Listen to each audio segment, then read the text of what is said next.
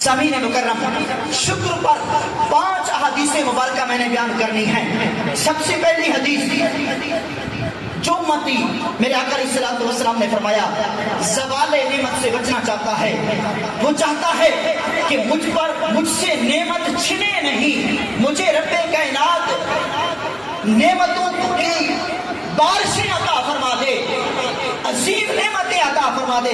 فرمایا کہ اگر بندہ چاہتا ہے کہ مجھ سے نعمت چھینی نہ جائے، فرمایا وہ شکر ادا کرے، رب کائنات نعمتوں کی بارش سے مالا مال فرما دے گا۔ رب کائنات کا شکر ادا کرے، فرمایا جب وہ رب کائنات کا شکر ادا کرے گا، رب کائنات نوازشات کی بارش عطا فرمائے گا۔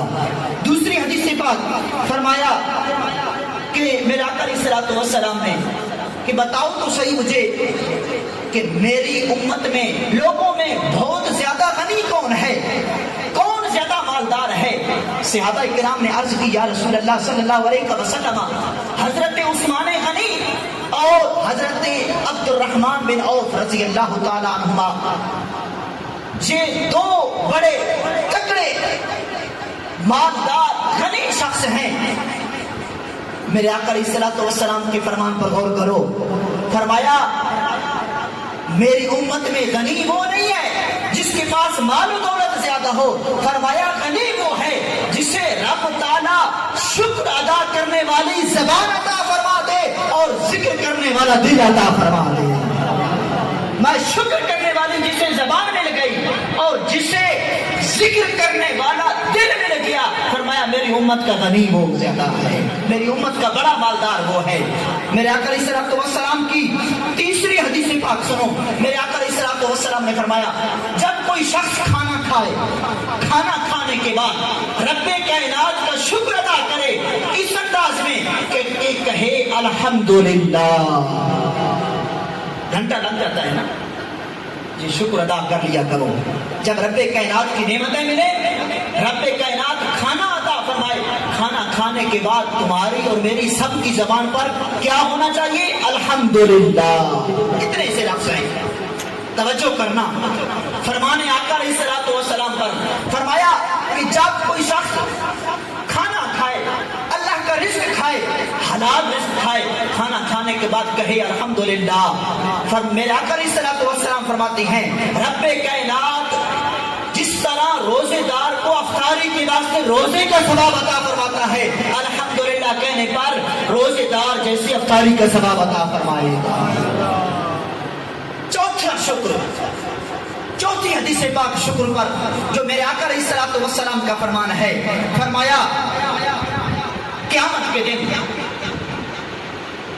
ایک بندہ، ایک شخص ایسا ہوگا جس کو اپنی نیکیوں پر بڑا مان ہوگا، بڑا فخر ہوگا۔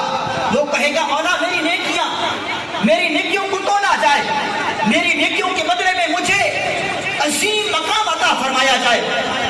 رب کائنات فرمائے گا اے میرے فرشتوں، لے جاؤ اسے حساب و کتاب کے عمل میں، ترازو پر لے جاؤ، اس کی زندگی کی تمام نیکیاں، تمام روزے، تمام نمازیں، حج زکاتیں، ساری تسبیح و تحلیل، تمام عبادات، ان کو فرمایا جائے گا کہ ترکڑی ترازو کے ایک پلڑے میں رکھ دیا جائے اور دوسرے پلڑے میں رب کائنات کی ایک نعمت، رب کائنات کی ایک نعمت بھاری ہو جائے گی۔ توجہ کرو، وہ کون سی نعمت ہے؟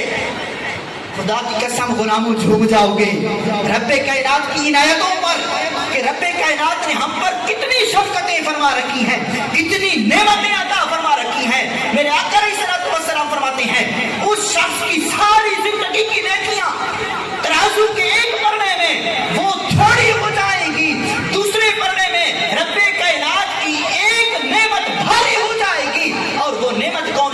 5ویں حدیث شکر پر سنو، 5 تن پاک کے نام کے صدقے 5 پوری کر لوں۔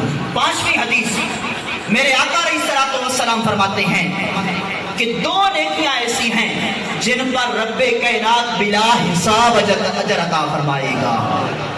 2 نیکیاں ایسی جن پر رب کائنات بلا حساب اجر عطا فرمائے گا۔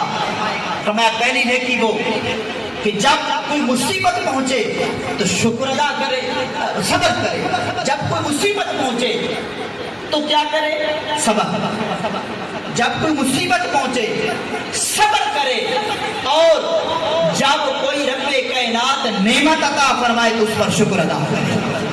دو نیکیاں ایسی جن پر رب کائنات بلا حساب اجر عطا فرمائے گا. فرمایا پہلی نیکی کہ جب کوئی مصیبت آئے اس پر صبر کرے, اور جب کوئی رب کائنات نعمت عطا فرمائے تو اس پر رب کائنات کا شکر ادا کرے. تو پتہ چلا کہ محرم کے اندر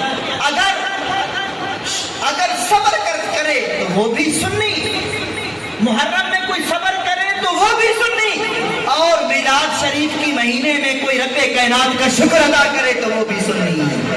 پتہ چلا کہ سنی ہی وہ ہے جو رب کائنات اگر کوئی مصیبت عطا کرے, یعنی محرم کے اندر اتنی بڑی جو مصیبت پہنچی تھی وہ کربلا کا میدان اور وہ لخت جگر میرے آقا علیہ الصلوۃ والسلام کے نواسے جن کو شدت کے ساتھ, جن کو ظلم و ستم کے ساتھ شہید کیا گیا تھا. فرمایا مومن اس پر بھی تکلیف پہنچی تو صبر کرتا ہے, اور جب رب کائنات میلاد شریف کے ماہ مقدس کے صدقے آقا علیہ الصلوۃ والسلام جیسی نعمت عطا فرماتا ہے اس پر بھی شکر ادا کرتا ہے, اس نعمت کا چرچا کرتا ہے. سامعین مکرم, شکر پر